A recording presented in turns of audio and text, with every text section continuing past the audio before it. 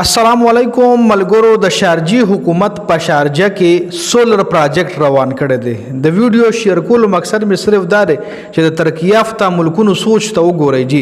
اوس که دوبۍ مثال د لزدر کوم د یونایټډ عرب امارات نو پای کې دومره تیل پیدا کیږي چې د تیلو نه بجلی پیدا کوي مونږ د اوبو نه بجلی پیدا کوو د اوبو په ذریعه ټرباینز چلیږي وغه نه بجلی پیدا کیږي اې د تیلو په ذریعه باندې بجلی پیدا کوي لکه دومره تیل دی سره خو وای چې تر پتیلو به مونږ تر کمې پایو کشری دنیا لکه ایکو فرندلی گاڑی روتل کم چې په بجلی باندې چلی نو بیا موږ په تیلو زموږ د تیلو ډیماند به کم شي نو په تیلو باندې به موږ تر کمې چلو هغه اوس تیلو لدیات امپورټنس نه ورکوي تیلو منم چې د هغه معیشت ټول په تیلو باندې روان دي خو دې کې د دوبۍ حکومت د شارجی حکومت په شارجه کې سولر پروجیکټ روان کړي چې سنا نوم باندې دا سولر پروجیکټ دی او دا به تقریبا 14000 کورونو ته بجلی ورکوي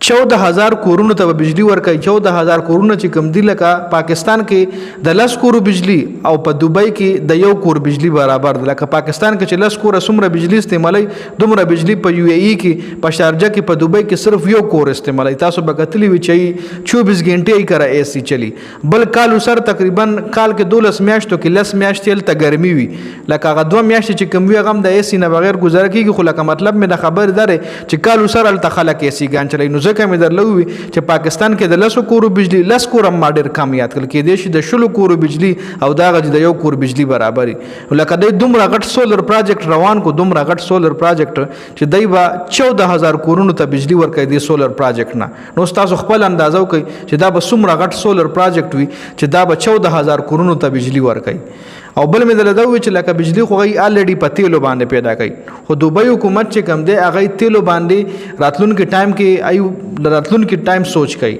ترقی یافته ملکونه چې کم دی د فیوچر سوچ کوي هغه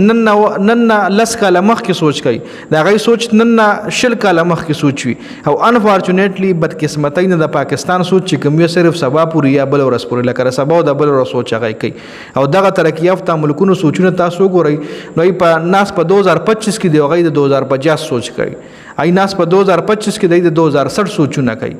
نو دوبۍ حکومت د سولر پروجیکټ مطلب دا دی چې موږ له میکسیمم تیل بچت شي دغه تیل موږ بل ځایونو کې نور ملکونو ته امپورټ کو نور ملکونو نه پیسې وګټو او کچره راتلونکي ټایم کې تیل کچره نور دنیا ته ضرورت زیات چې موږ زیات مقدار کې تیل سپلای کوو چې موږ را تیلو بچت وکړو سولر پروجیکټ چې کوم دی دا وان ټایم انویسټمنټ دی سولر پروجیکټ چې تاوله ګولو دی تعالی تقریبا چې کم کار کوي نو شپږ وکاله دلته کار کوي چې پروجیکټ تر سولر سیستم ولګولو چې د تعالی کم کار کوي نو شپږ وکاله دلته کوي او په دې باندې انویسټمنټ یو ځل کیږي بس بیا په صرف ته د سرویس د پاره یا د غي صفای د پاره یا د غي خیال ساتلو د پاره بدای ولا یو ډپارټمنټ ساتلی چې کې بنو کران وی بدري سولر سیستم خیال ساتي یا شیشو صفای بکای یا چې کم انورټرز یا بیټریز وغیرہ ولا لګي د غي خیال بساتي نور خدا وان ټایم انویسټمنټ دی کنه روزانه خو په دې پیسې نه لګي چې روزانه به شیشه بدل یا روزانه به بیټری روډ یا به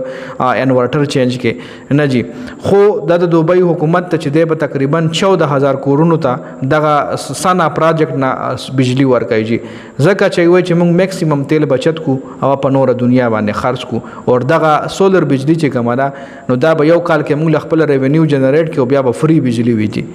لکه انور نه بجلی شتل چې کوم دی خو فری دی کنه او انفارچونیټلی پاکستان کې پدې باندې هم ټیکس لګیدو چې سر 18% ټیکس په امپورټ کولو باندې سولر پلیټ امپورټ کولو باندې 18% ټیکس دی بجټ کې لګیدل او جی چې بیا کینسل شو کنه دا غي لاس اپډیټس نه دی راغلي خدا په دې ویډیو کې اپډیټس و جنو د ویډیو کتلو زیاته مننه والسلام